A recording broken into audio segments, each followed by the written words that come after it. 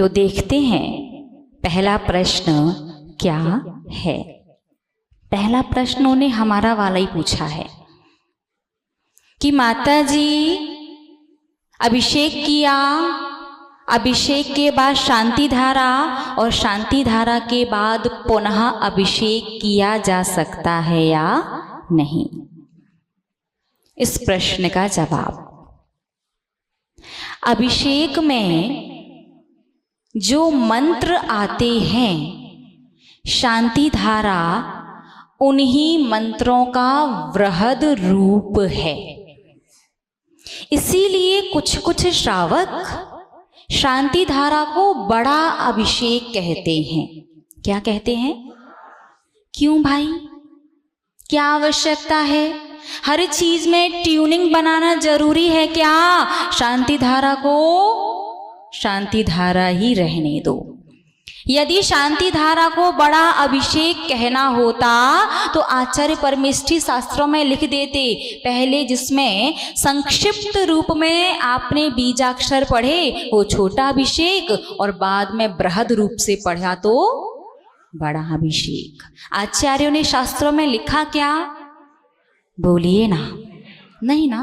तो आप भी अभिषेक के बाद जो धारा हुई है उसे क्या कहो? शांति धारा। प्रश्न क्या है? शांति धारा के बाद अभिषेक किया जा सकता है या नहीं। तो यदि बात विधि की हो तो शांति धारा के बाद अभिषेक नहीं होना चाहिए। पहले अभिषेक करो, शांति धारा, उसके बाद अर्घ समर्पित, अर्घ चढ़ाने के बाद आरती और आरती के बाद जिन बिंब का प्रक्षालन करके पुनः वेदी पर विराजमान कर दो, फिर जिन्हें अभिषेक करना है वो पूरी प्रक्रिया प्रारंभ से करो। और यदि आप विधि से नहीं सिर्फ क्रिया करना चाहते हैं तो शांति धारा के बाद और अर्घ चढ़ने के पहले अभिषेक कर सकते हैं। बात समझ में आई?